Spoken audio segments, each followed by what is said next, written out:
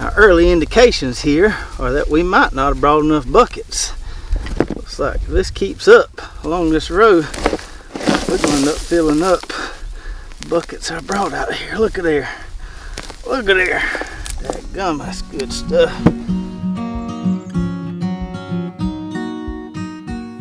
What's up, Lazy Dog fam? Hope everybody out there is having a fantastic day. It's time, it's sweet tater time. So several videos ago, we mowed down our sweet tater vines behind me here. It's been about 6 or 7 days since we did that. So today we need to dig them. Gonna dig those, look at the different varieties, see how they performed. And then after that, I got some peppers I need to plant. So like I said, we mowed down these vines about a week or so ago just so we could tell where our sweet tater rows were. We had quite the jungle in here. It's just covered with vines, so we mowed them down, which helps toughen up the skins and also let us know where we need to dig. Now, we've been out of town for the last few days and we got quite a bit of rain while we were gone. So I hope none of these taters started to rot in the ground or started to split. We won't find out till we start digging them in a minute.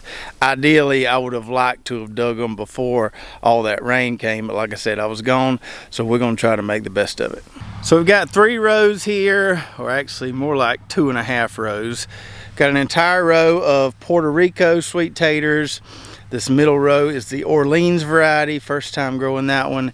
And then this third row over here, which is only about halfway full. Not all our slips survived on the end there. So about a half, maybe a little over a half a row of Georgia Jets. So the slips for all 3 of these varieties came from Steel Plant Company. That's where we always get our sweet tater slips. And if you're watching on YouTube, there's an affiliate link below to their website. Now, they're not taking orders right now. Obviously, they'll start taking orders again maybe late this year, definitely early next year. So you can kind of bookmark that link if you want to. That way you'll know where to go get your sweet tater slips next year. Now, as far as these 3 varieties go, like I said, we've got the Georgia Jet, which is one we grow every single year. It always performs well for us. We'll see if that's the case again this year. Then we've got the Bunch Puerto Rico variety. We grew that for the first time last year. Did pretty well for us. That one has more of a bush growing habit. Doesn't quite vine out as much as some of the more traditional sweet tater varieties. And then the Orleans, like I said, is a new one for us this year. That's a variety that was released by LSU. It's supposed to be really similar to Beauregard, except that it's supposed to make a lot more #1 taters than Beauregard does. And #1 taters, if you don't know what that means, that's a real pretty sweet taters. Now, real quick before we start digging, just want to mention kind of how we got to this point. So when we put the slips in the ground, we used some Nature Safe 855 as a pre-plant fertilizer. Pretty sure that's what we used. And then once those slips got up and growing a little bit, we came in here and healed these plants and side dressed them with some sulfate of potash, just straight potassium fertilizer. Now, I would have liked to have healed them again, but the vines kind of got out of control on me. Next thing you know, I had a jungle and I couldn't really heal them again. Ideally, I would have liked to heal them twice. We just healed them one time. We'll see how well that did for us. Now, I don't think I'm going to dig these in the row order here. I think I'm actually start with this middle row here, this Orleans variety. I'm most hopeful about that variety just based on what I've seen on the soil surface there. Now, sometimes when you plant sweet taters, they will vine out and grow more sweet taters out here in the middles between the 2 rows. We call them pin taters. But by the looks of things, I don't think I'm gonna have a whole lot of pin taters here. Since I mowed that down, I don't see a lot of vines anchored down in that pine straw. So I'm just gonna dig right here where my heels are. I think that's where all my sweet taters are gonna be. So we've got our handy dandy digging fork here. Let's see what we got. That soil nice and soft there. That no-till soil, a little moisture in it lately. Make it easy to get these things lifted up out of here. So I went along there with the fork and just kind of lifted the soil up a little bit. Now let's see what we can find here. Still got a good bit of vines in here. I have to clear out as we go. A few small ones here at the beginning of the row. Not a bad one right there. There we go. getting a little better there. Got a big cluster right here. Hot dog, look at there. That's a nice one. Look at there, look at there, look at there. That's what we want to see. That's pretty. That's pretty. Got some little small stringy ones there. Save them and make some fine sweet tater fries.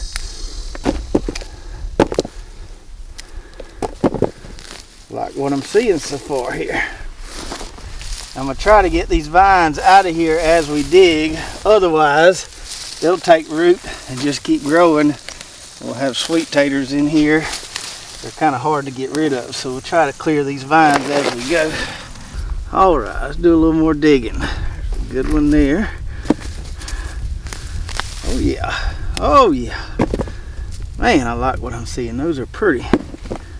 Those are pretty, pretty, pretty.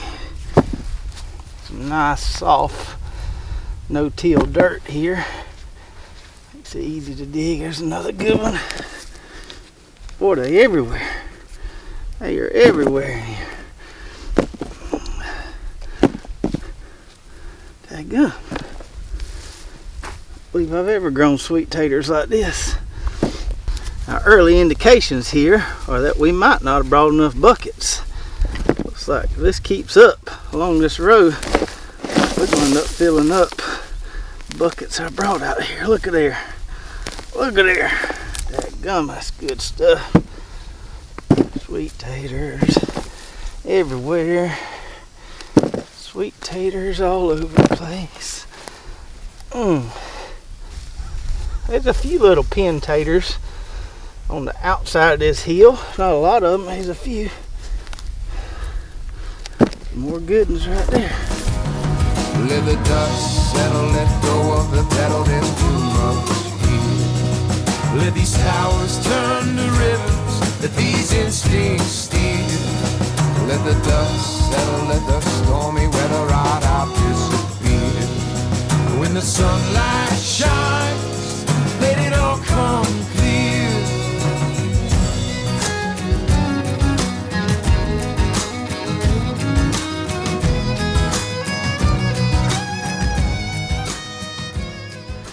Well, well, well, that ain't too bad right there. That's actually pretty dang good by my standards.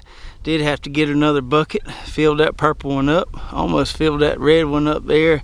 Tell you what, this Orleans variety is a mighty fine sweet tater variety. I would have to say a lot of good sized sweet taters in there, a lot of real big sweet taters in there. A few of them long stringy ones, but that's okay. We'll eat those too. I couldn't be more tickled about this variety here. So that's a definite win for the Orleans variety. Now let's dig these Puerto Ricos and see what we've got. All right, moment of truth here. Now what's interesting about these is I couldn't see any of these sticking out of the soil, which has me a little bit worried. I'm hoping we can find some here. There may not have been a plant right there. Oh, there we go. There's one way down in the dirt there. Well, where are they at? Come on now, where y'all at? Where are y'all at? There's a little one. Where are the sweet taters? There's another little one. Well, well, well, this is a little disappointing. There we go. There we go. Now we cook them with grease. Need to see some more of that. Now folks, that there is absolutely puzzling to me. That's all we got. And we did the exact same thing to that row of Puerto Ricos as we did to that row of Orleans. So we didn't get skunked on those, but we might as well got skunked, especially compared to what we got on the Orleans. No idea what happened. Puerto Ricos did well for us last year, and they should have did well for us in this row here. I can't figure it out. All right, now hopefully we can redeem ourselves a little bit with this half row of Georgia Jets here, and I think we will a little bit. As I was pulling those vines away and lifting that soil with the fork, I did notice a few nice ones in there, so let's see what we get. All right, Georgia Jets, where are you at? Where are you at? Some grass in there. Goodness gracious, some grass. All right.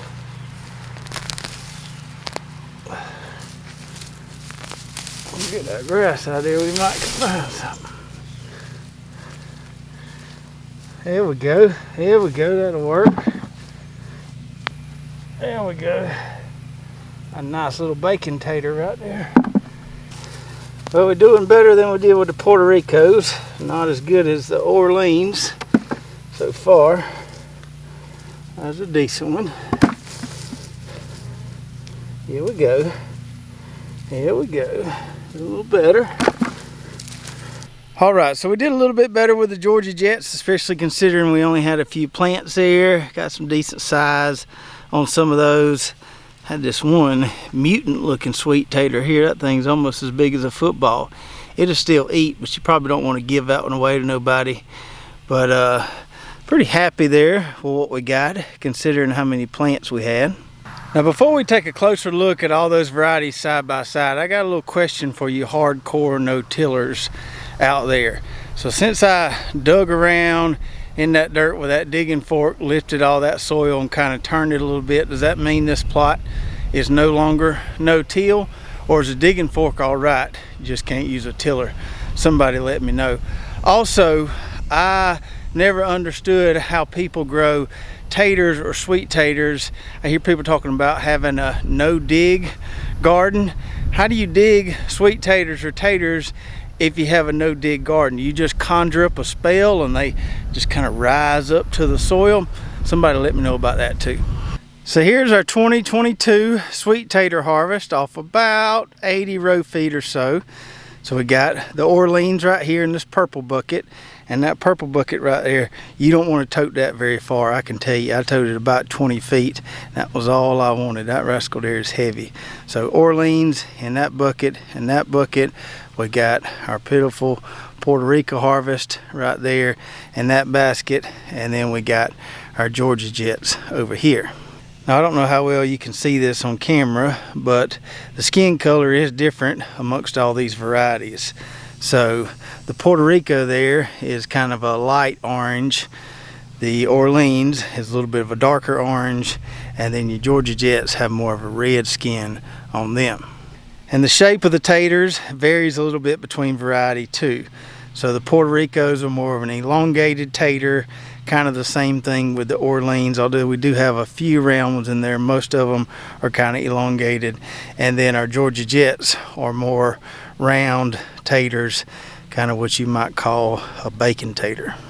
Now I'm going to have to talk to my buddies at Steel Plant Company to try to figure out what happened with my Puerto Ricos this year. If we do determine it was something I did, may end up growing that variety again. Definitely going to keep the Georgia Jets, still like that variety. The Orleans was the #1 winner, and that's a must grow in my opinion. I know Cajun Bee over Louisiana loves that variety, and now I understand why. So if you never tried Orleans, you definitely want to try that one. And while you certainly can eat these right out of the ground like this, you can take them inside, wash them up, and have a ball. They do taste better if you let them sit and cure for a few weeks. So I'm not going to do this right now because I got to move some stuff around on my storage rack underneath the barn. But if you've seen our storage rack before, the one that's made out of 4x4s and hardware cloth, the one we store taters and pumpkins and garlic and onions, all kind of stuff on, that's where we'll be putting these sweet taters. So we'll put them on that rack. You know, we don't want to stack them on top of one another. Lay them in a single layer there on that rack, let them dry out a little bit, let them cure a little bit. In a few weeks they'll be perfect. All right, now switching gears a little bit, we got our sweet taters dug on that side of those marigolds. We need to do a little planting on this side of those marigolds. So I've got some beautiful chocolate habanero plants that we've been babying in the greenhouse a little bit, and it's finally time we need to put these puppies in the ground. Now you may be wondering, Trav, why are you about to plant that many chocolate habanero plants? That's way too many hot pepper plants. Nobody needs that many hot peppers. Well, allow me to explain. So in the nearby town of Cairo, Georgia, yes, it's Cairo, not Cairo, although it's spelled like Cairo. It's kind of like we have another town called Berlin, that's spelled like Berlin, Germany. Anyways, in the nearby town of Cairo, there's this guy named Mark who's kind of a mad scientist when it comes to creating things with hot peppers. Now, I had tried some of Mark's sauces a long time ago, and I really liked them. I didn't know if he was still doing them or not, but I came into contact with him through a friend of a friend, and it turned out he needed some help with his website and some of his online stuff. So we formed kind of an ongoing partnership. I helped him redo his website and kind of tighten up a few things there. And I also am going to grow some peppers for him. So Mark specializes in creating all kind of infusions and tasty creations with these chocolate habanero peppers. But he does it in a way so that you don't get a ton of the heat, but you get that kind of smoky flavor from the chocolate habanero. So he removes the membrane from the peppers and all the seeds, so you're not getting as much heat, just using the kind of meat of the pepper to get that good smoky flavor infused. Now, he's got all kind of stuff on his website, like infused vinegars, infused honeys, seafood sauces. He's got a chocolate habanero cocktail sauce and a chocolate habanero tartar sauce, even a hush puppy mix. I'd highly recommend that tartar sauce right there. It is some mighty fine stuff. The honey's really good too. You can use it as like a meat glaze once you're finishing up something on the grill. Baste it with that at the end, get a nice little crust on it. This is also really good for like a charcuterie board with some meat and cheese and crackers and stuff. And like I said, it's all about flavor here and not overwhelming heat. So all this stuff has a Scoville rating of about 300 to 350. So you're getting that nice smoky heat that's not overwhelming. So if you want to give any of this stuff a try, you can go to the website hottarsauces.com. You can use the code LazyDogFarm to get 10% off. I promise you, you'll like it. Now back to the pepper growing part. So Mark grows all the chocolate habaneros that he uses in all his sauces and infusions, and he's real big on sustainable organic growing practices. He grows them all in containers at his house. He's got some plants that he's overwintered for 3 or 4 years now that are really, really productive, but he's limited with his containers at how much he can grow. So we're going to plant an entire row of these beautiful plants right here in this no-till plot. Now, I was a little bit concerned that it was too late to be putting pepper plants in the ground, but the other day I was riding down the road about to drop Abram off at a friend's house, and I saw a commercial operation putting pepper plants in the ground. They were a lot smaller than this, so I figured, heck, I think we'll be all right putting these puppies in the ground. We should get some production from them, and if we have to, I can create a little row cover, put some Agribon on them, and maybe keep them going through the winter a little bit. So I've already made a planting furrow right here, and I'm not sure exactly how many plants I've got. We're not going to get too exact with this. I'm just going to kind of equally space them along this row here, and then we'll probably do a Florida weave trellis just to keep them supported as they grow. All right, so I got those spaced out there about as close as I want to plant them, 2.5 foot apart or so. I did have a few plants left here. I may step those up and just keep them in our greenhouse over the winter, or give them to Mark, let him grow them out in his containers. But we're gonna have a nice full row here. So when Mark brought me these plants, they were tiny little seedlings in a tray that had kind of small cells in it. We ended up stepping them up to these sun pack pots here. They did really well. Got a nice little root ball there, not root wrapped at all.